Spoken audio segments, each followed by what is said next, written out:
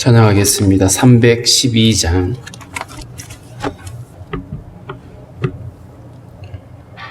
312장입니다.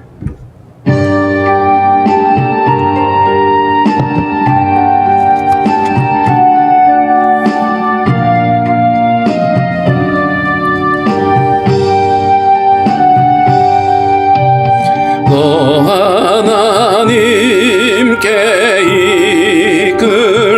이끌리어 일평생 주만 바라며 너 어려울 때 힘 주시고 언제나 지켜주시리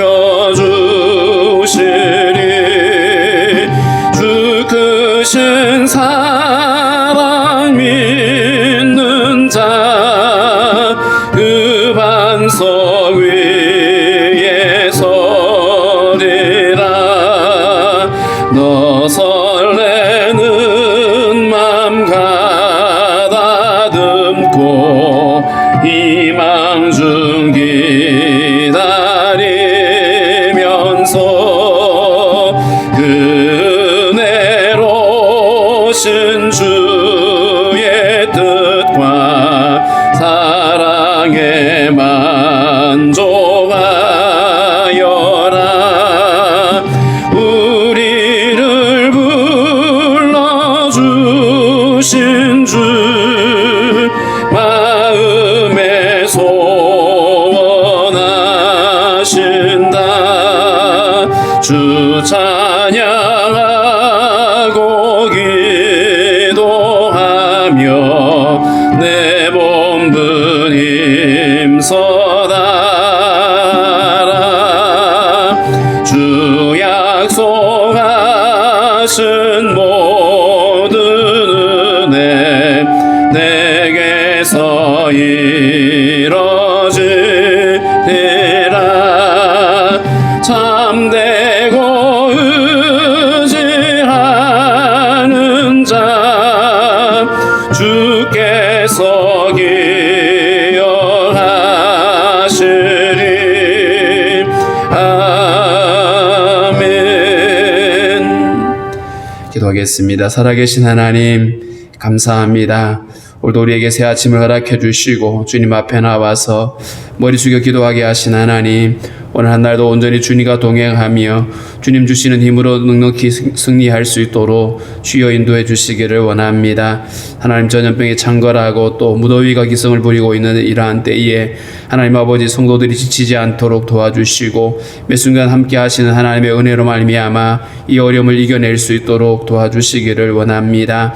하나님 아버지 어려움을 겪고 있는 많은 사람들 주님께서 불쌍히 여겨주시고 하나님 아버지 하나님의 긍휼하심을 더하여 주셔서 속히 이 어려움에서 벗어날 수 있도록 하나님이 함께 해주시기를 원하고 기도합니다. 하나님 아버지 열방 곳곳에서 들려오는 제약과 또 기근과 여러가지 고통의 소식들 하나님 아버지 마지막 때에 하나님 아버지 부르시는 하나님의 음성이 많은 사람들에게 들려지게 도와주시고 인간의 모든 교만과 악함을 내려놓고 주님 앞에 무릎 꿇을 수 있는 시간들이 될 수 있도록 주여 도와주시기를 원합니다.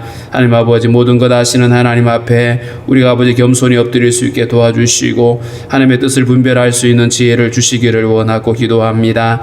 하나님 아버지 원없는 것은 성도들의 모든 간구와 기도를 주님께서 기뻐 받아주시고 주님 보시기에 선한 것으로 응답하여 주옵소서. 성도들의 가정과 기업이 하나님의 도우시는 손길로 말미암아 어려움이 없게 하시고 이 어려움을 함께 이겨낼 수 있도록 주께서 도우심이 함께하여 주옵소서. 하나님 아버지 무더운 날씨에 나라를 지키고 있는 우리 군인들 지켜주시고 하나님께서 저들을 날마다 붙잡아 주시어서 사명 잘 감당할 수 있도록 은혜 주시기를 원하고 기도합니다.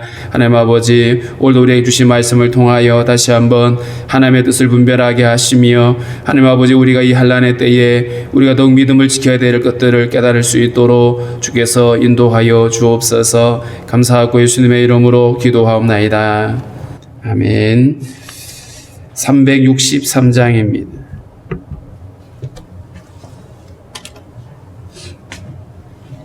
363장.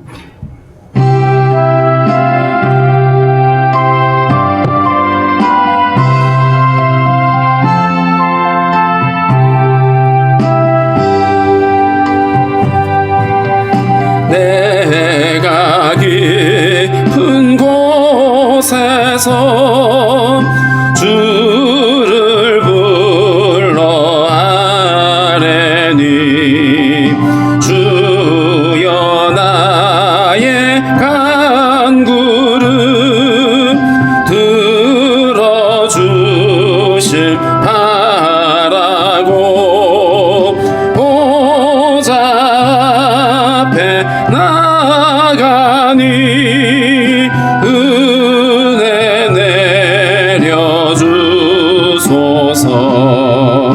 주가 죄를 비면 누가 능히 서리요. 오직 주만 모든 죄 용서하여 주시니 주님 앞에 떨면서 용서하심 빕니다. 파수꾼이 새벽을 기다리고 바라듯 나의 영혼 주님만 간절하게 바라네. 이스라엘 백성아 주를 바라보아라. 주의 크신 은혜와 그의 능력 바라라. 주의 깊은 은총에 우리 구원이 있으니 변함없는 주님만 믿고 기다릴지라.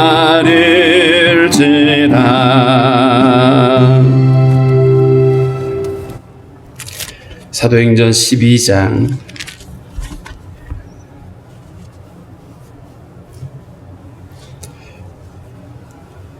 사도행전 12장 1절부터 우리 함께 읽도록 하겠습니다.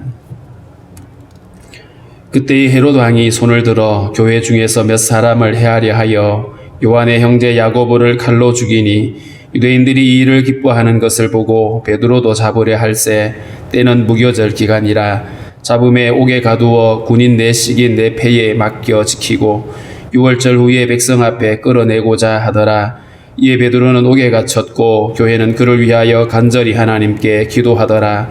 헤롯이 잡아내려고 하는 그 전날 밤에 베드로가 두 군인 틈에서 두 쇠사슬에 매여 누워 자는데 파수꾼들이 문 밖에서 옥을 지키더니 호련히 주의 사자가 나타나매 옥중에 강채가 빛나며 또 베드로의 옆구리를 쳐 깨워 이르되 급히 일어나라 하니 쇠사슬이 그 손에서 벗어지더라.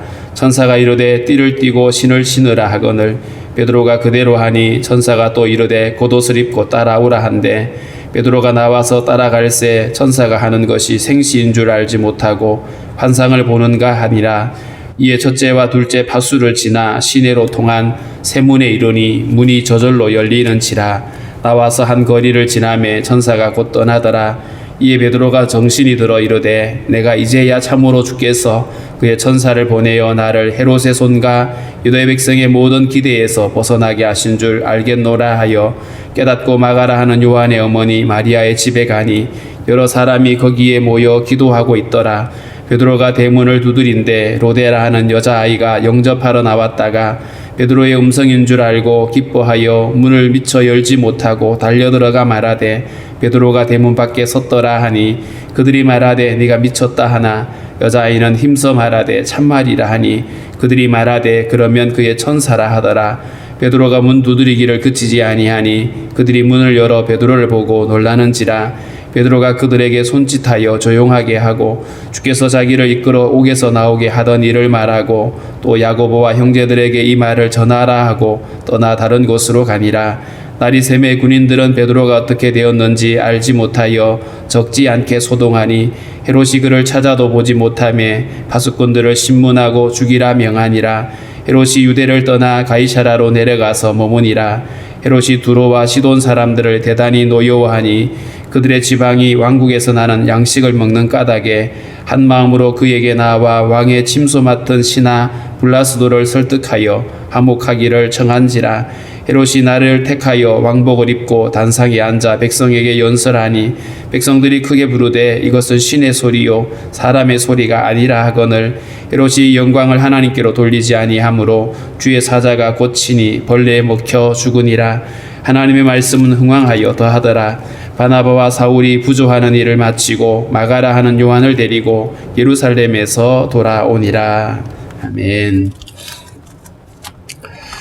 앞서 우리는 안디옥 교회의 부흥을 보았습니다. 이방인 지역에서 하나님의 교회가 부흥케 되어지는데 그럼에도 불구하고 교회를 향한 핍박은 달라지지 않았습니다. 예루살렘 교회에 큰 환란이 임하게 되는데 1절에 보면 그때의 헤롯 왕이 손을 들어 교회 중에서 몇 사람을 헤아리 하여 요한의 형제 야고보를 칼로 죽이니 헤롯 왕이 그 기독교를 이제 본격적으로 핍박을 하게 되는 장면이죠. 사실 초기에는 그 사도들을 중심으로 복음이 전해질 때만 해도 많은 사람들은 유대교와 기독교가 크게 다르지 않다라고 여겼을 겁니다. 그리고 그래서 그들도 성전에 나가서 사람들에게 말씀을 가르치기도 했고 회당에 가기도 했고 유대인들과 어떻게 보면 공존하고 있는 이런 가운데 기독교가 이방인들을 받아들이는, 그러니까 이방인 교회가 부흥케 되어졌다라고 하는 소문과 기독교인들이 이방인들을 받아들이고 그들과 교제하는 이 이야기들, 이것은 유대인들에게는 굉장히 이질적인 것들이었고 오히려 이것이 빌미가 되어서 기독교를 향한 유대인들의 반감이 더 높아졌다고 볼 수 있습니다. 대제사장의 그 무리들이야 예수님을 죽이고 나서 사도들의 행동에 대해서 싫어하고 그들이 핍박을 했지만 일반 유대인들조차도 이제는 기독교인들을 싫어하게 되고 반감을 갖게 되는 이런 상황인데, 이 헤롯이라고 하는 인물은 로마로부터 임명을 받아가지고 이 유대 지역을 다스리고 있으니까 그들에게는 무엇보다도 유대인들의 어떤 이 한심, 그 여론이 중요했습니다. 그래서 자기가 다스리고 있는 지역의 백성들로부터 인정을 받아야, 그래야 아무 문제가 없게 되고 그래야 로마로부터 계속해서 이 권력을 부여받을 수 있기 때문에, 그래서 헤롯은 늘 언제나 관심이 유대인들의 한심이었습니다. 그래서 유대인들이 어떤 생각을 하고 있는가에 따라서 그들이 옮겨가는 거죠. 지도자라고 하는 사람이, 권력을 가진 자가 어떤 진리를 가지고 진리를 추구해 가는 것이 아니라 여론의 눈치를 보고 그들의 어떤 가려운 부분들을 긁어주려고 하다 보니까 결국 진리를 거역하게 되는 일들이 일어나게 되는데, 오늘 헤롯이 그랬습니다. 그래서 교회를 핍박을 하면서 특별히 예수님의 12제자 중에 한 명인 야고보를 칼로 죽입니다. 그래서 사도 중에 첫 번째 순교자가 나오게 되죠. 그런데 이 야고보를 죽였더니 유대인들이 좋아하는 거예요. 그러니까 헤롯이 보란 듯이 이 야고보를 죽이고 그리고 유대인들이 좋아하니까, 그러면 더 그들의 마음을 사기 위해서 베드로조차도 이제 죽이려고 이제 계획을 하고 있습니다. 베드로도 잡으려 할세. 때는 무교절 기간이라 6월절을 지나고 이제 무교절을 지나가는 그 기간이죠. 그 기간이 한 일주일 되는 기간인데, 이때에 이들이 교회 수장인, 당시 교회의 대표라고 말할 수 있는 베드로를 잡으려고, 그래서 베드로도 죽이려고 이제 권력을 동원해서 그들이 이제 베드로를 체포하게 됩니다. 권력의 수장인 헤롯이 교회 수장인 베드로를 죽이려고 하는 이런 상황입니다. 그래서 옥에 가두어놓고 군인 4명이 내시기 내패라고 그랬죠. 그러니까 상당수 많은 군인을 동원했습니다. 그러면서 그 군인들을 통해서 이 베드로를 지키게 만드는데 6월절 후에 백성 앞에 끌어내고자 하더라. 그러니까 명절이 지나면 베드로를 처형하겠다라고 계획을 하고 그 기간 동안에 베드로를 아주 오늘 군사들을 세워놓고 꼼짝 못하도록 묶어놨습니다. 군인 내시기 내패 뿐만 아니라 그 6절에 보면 두 군인 사이에 쇠사슬로 서로 묶어놨어요. 이만큼 베드로를 죽이겠다고 하는 이들의 의지가 분명했습니다. 베드로는 이렇게 체포당했고 스스로 벗어날 방법은 전혀 없었습니다. 그리고 밖에서도 마찬가지입니다. 밖에 그 누가 나서서 헤롯을 설득하고 베드로를 거기서 꺼낼 수 있는 방법이 전혀 없었죠. 자, 그래서 5절에 보면 이에 베드로는 옥에 갇혔고 교회는 그를 위하여 간절히 하나님께 기도하더라. 이 메인 자녀를 위한 교회의 기도인데 사실 교회가 할 수 있는 일이 이것밖에 없었어요. 기도밖에 할 수 있는 게 없었다. 그를 위해서 간절히 하나님께 기도했는데 교회가 할 수 있는 유일한 수단이 기도였는데 그런데 기도밖에 없어요. 기도밖에 할 수 있는 게 없어요. 라고 하는 이 절망적인 상황이 오히려 그들에게는 기도할 수 있다라고 하는 그 엄청난 그 길이, 그 수단이 남아있다는 것이죠. 그래서 기도는 최후의 수단이 아니라 최고의 수단인 거죠. 사실은. 그래서 갇혀있는 이 베드로를 위해서 교회가 간절히 한 마음으로 기도하고 있는데 하나님의 응답이 일어나죠. 6절에 보면 헤롯이 잡아내려고 하는 그 전날 밤, 이제 명절이 끝나기 바로 직전입니다. 오늘 밤만 지나가면 베드로를 꺼내어서 공개적으로 사람들이 보는 앞에 처형을 시킬 겁니다. 자, 그렇게 계획하고 있어서 베드로는 두 군인 틈에서 쇠사슬에 매여서 흉악 범죄자들을 이렇게 취급을 하는데 베드로를 이렇게 하고 있는 것입니다. 아마도 이들은 5장에 보면 그 사내들이 공회원들이 베드로를 옥에 가두었을 때 베드로가 그 옥에서 나와가지고 성전에 올라가서 사람들을 가르쳤던 일이 있었죠. 그러니까 이 사실을 알고 있었을 겁니다. 그래서 어떻게 하든지 이들을 도망치지 못하도록 그래서 더 2중 3중으로 베드로를 묶어놓고 있는 상황이죠. 두 군인이 양쪽에서 쇠사슬로 서로 결박을 하고 있어서 꼼짝 못하도록 그렇게 만들어 놨고요. 파수꾼들이 문 밖에서 또 옥을 지키고 있습니다.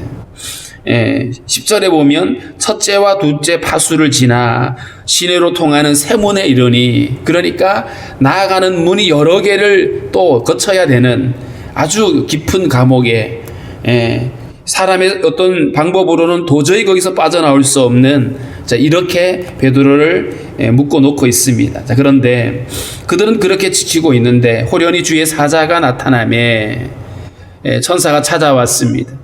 옥중에 강채가 빛나며 또 베드로의 옆구리를 깨워 이르되 급히 일어나라 하니 쇠사슬이 그 손에서 벗어지더라.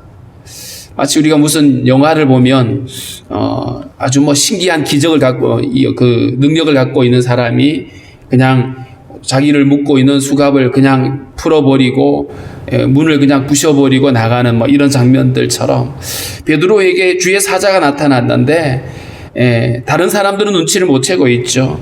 베드로의 옆구리를 쳐서 깨우고 일어나라고, 그리고 빨리 옷을 입고 따라오라고 천사가 그렇게 베드로를 데리고 밖으로 나가는데 베드로는 따라 나가면서도 이게 지금 생시라고 여기지 못했습니다. 그냥 환상을 보는, 내가 지금 꿈을 꾸고 있구나라고 생각을 하고 있는 수준이었죠.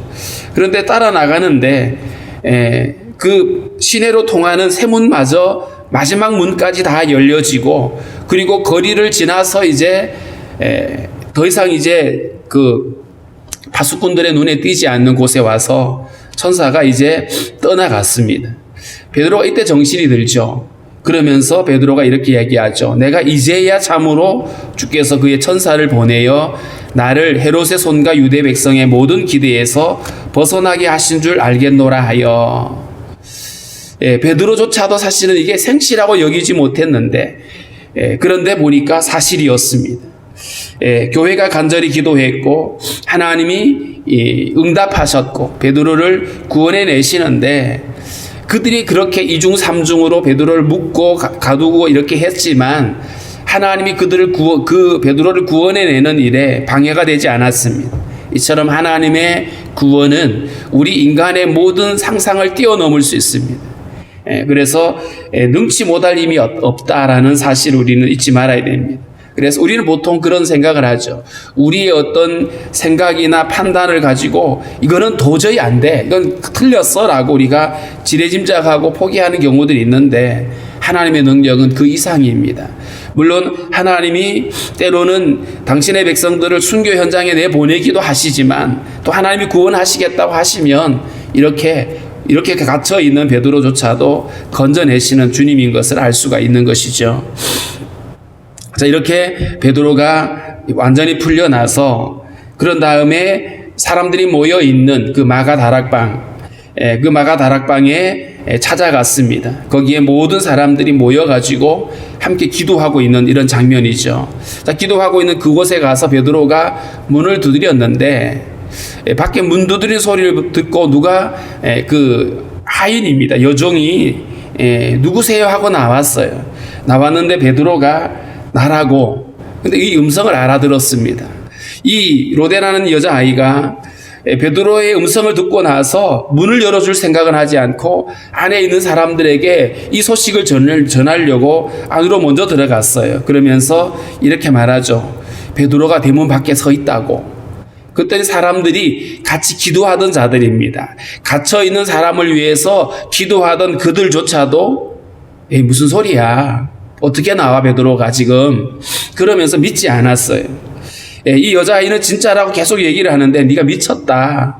그리고 계속해서 참말이라고 그랬더니 그러면 베드로의 천사인가 보지. 당시에 많은 유대인들은 수호천사라고 하는 것을 믿고 있었어요. 한 사람에게 똑같이 똑같은 음성을 내는, 그리고 그를 지키는 천사가 있을 거다라고 생각을 했는데 이렇게 믿지를 못했습니다. 자기들이 기도했으면서도 불구하고 베드로가 풀려날 것이라고 믿지 못했던 모습들. 그런데 베드로가 계속 문 밖에서 문을 두드리죠. 그랬더니 그들이 문을 열고 진짜 베드로가 서 있는 걸 보고 깜짝 놀랐습니다. 아마 베드로의 이름을 부르면서 큰 소리를 얘기했을 겁니다. 그때 베드로가 조용히 하라고 지금. 왜냐하면 지금 바깥에 누군가가 들으면 안 되잖아요. 그래서 베드로가 그들을 조용하게 하고 안에 들어가서 주님이 어떻게 자기를 이끌어내셨는지를 그들에게 말해줍니다. 하나님의 구원을 그들에게 말해주면서 여기 보면 야고보와 형제들에게 이 말을 전하라 하고, 여기서 말하는 야고보와 형제들, 여기서 말하는 야고보, 앞서 2절의 야고보는 죽었잖아요. 사도였던 예수님의 12제자였던 야고보는 죽임을 당했는데 17절에 나와 있는 야고보는 예수님의 형제, 예수님의 동생들입니다. 근데 그 예수님의 동생인 야고보가 예수님이 십자가에 죽으시고 부활하신 다음에 그가 초대교회의 아주 핵심 멤버가 되어지죠. 야고보서를 기록했던 인물이기도 합니다. 그들에게 이 얘기를 전해주라고 하고 베드로는 그 자리를 떠나서 다른 곳으로 피신을 하게 됩니다. 자, 이러고 나서 이제 18절에 헤롯 궁에서는 지금 난리가 났죠. 나리샘의 군인들이 베드로가 어떻게 되었는지 알지 못해서 소동이 일어납니다. 분명히 같이 묶여 있었던 쇠사슬이 풀려져 버렸고, 문도 열려져 버렸고, 베드로를 아무리 찾아도 찾을 수가 없으니까 헤롯이 이 일이 하나님이 행하신 일이라는 것을 인정하지 않고 파수꾼들이 뭔가 잘못하고 아니면 그를 빼돌렸다고 생각을 하고 그들을 신문하고 죽입니다. 합풀이를 한 것이죠. 그래서 헤롯이 이제 유대를 떠나서 가이사라로 내려가서 거기에 머물게 되는데, 거기서 이제 20절부터 보면 헤롯이 어떤 결과를 맞이하게 되는지를 말합니다. 헤롯이 두로와 시돈 사람들을 대단히 노여워하니, 두로와 시돈은 이스라엘 북쪽에 있는 곳이죠. 그런데 이 지역은 굉장히 지금의 레바논 지역인데 살림이 울창해서 목재를 수출을 하고 또 대신해서 양식을 수입을 받는 사람들. 그런데 헤롯 나라에서 헤롯이 다스리고 있는 지역에서 이제 양식을 그들에게 팔고 목재를 받아들이고 하는 이런 것을 하는데 헤롯에게 이들의 뭔가 잘못 보였습니다. 그래서 헤롯이 그들에게 대단히 노여하니 그러면서 양식을 그들에게 주기를 아마 막았을 겁니다. 양식을 먹는 까닭에 그들이 와가지고 헤롯에게 지금 비굴하게 그들을 설득해야 되는 상황이 만들어진 거죠. 어떻게 보면 양식을 무기로 삼아가지고 지금 헤롯이 자기의 노여움을 지금 그들에게 지금 실행하고 있는 겁니다. 그래서 이 사람들이 와가지고 왕의 그 측근인 신하를 설득해서 헤롯과 화목하기를 이렇게 청하고 있는 이런 장면. 아마 이들은 헤롯에게 온갖 예물을 갖다 주면서 아첨하는 말들을 했을 겁니다.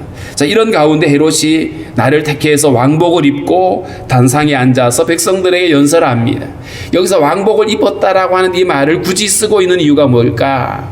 그것은 바로 헤롯이 백성들에게 뭔가 자기의 위엄을 드러내기 위해서 그렇게 마음껏 꾸미고 나온 얘기를 하고 있죠.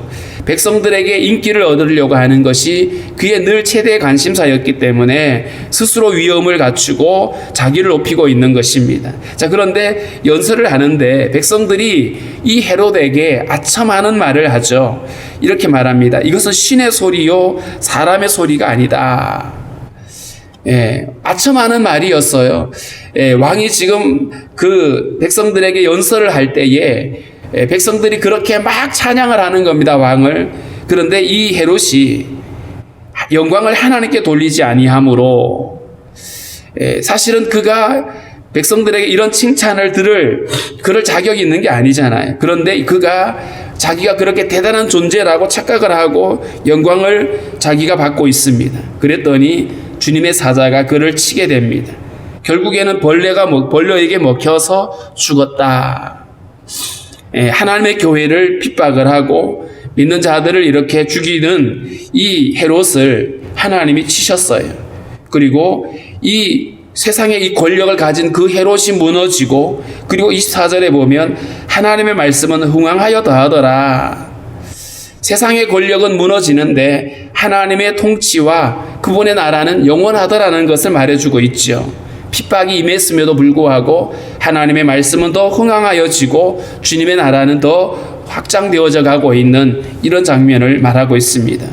25절은 바나바와 사울이 부조하는 일을 마치고 안디옥 교회가 모아놓은 구제 헌금을 예루살렘에게 전하고 그리고 요한이라고 하는 사람 마가 다락방의 거기 인물이죠. 그 요한을 데리고 예루살렘에서 안디옥으로 돌아오는 이 이야기를 기록해 놓고 있습니다. 오늘 이 본문에서 우리가 생각할 것은 교회를 향한 핍박은 멈추지 않을 것입니다. 지금도 세계 곳곳에서 이 일은 일어나고 있고요. 믿는 자들을 박해하는 일들이 그치지 않고 있습니다. 권력을 가진 자들은 하나님을 두려워하기보다는 어떻게든지 자기 권력을 유지하기 위해서 사람들의 관심을 살려고 애를 쓰고 그러면서 상대적으로 기독교를 박해하는 일들에 동참을 하는 이런 어리석은 일들을 하고 있습니다. 오늘날에도 교회를 향한 핍박과 교회를 향한 공격은 여전히 진행되고 있고 그것은 우리나라도 다를 바가 없다라고 여겨집니다. 자, 이럴 때에 교회가 해야 될 일은 분명히 우리가 하나님이 살아계시고 여전히 하나님이 그 당신의 나라를 견고히 붙들고 계신다라고 하는 이 믿음을 우리는 잊지 말아야 됩니다. 세상 권력은 무너지게 될 것이고 하나님의 교회는 영원할 것입니다. 뿐만 아니라 매인자들을 위해서 기도했던 오늘 이 교회들의 모습을 통해서 우리는 지금도 매여 있는 자들을 위해서 기도하기를 멈추지 말아야 될 것입니다. 우리의 기도는 역사하는 힘이 있습니다. 성도들이 모여 함께 합심하여 기도할 때에 믿음의 기도는 역사하는 힘이 많다고 한 것처럼 하나님이 친히 그 일들을 이루실 텐데요. 특별히 오늘은 이 기도를 했으면 좋겠습니다. 북한에는 지금 우리 억류된 선교사님들이 7, 8년째 지금 벗어나지 못하고 있고 들려오는 소식에 보면 그들이 열악한 상황에서 그들의 몸이 많이 쇠약해져 있다고, 위기 상황에 있다라고 그렇게 얘기를 하고 있습니다. 그래서 우리가 기도해서 정말 그들이 속히 가족의 품으로 돌아올 수 있도록 우리가 기도하고요. 뿐만 아니라 나이지리아 같은 경우에는 기독교 학생들이 140명이 납치가 되어 있습니다. 하나님이 저들을 무사히 돌아올 수 있도록 간섭해 주시고 구원해 주시도록 우리 함께 기도하고요. 한국교회가 이럴 때 더 깨어서 합심하여 기도할 수 있게 달라라고 우리 함께 기도하겠습니다.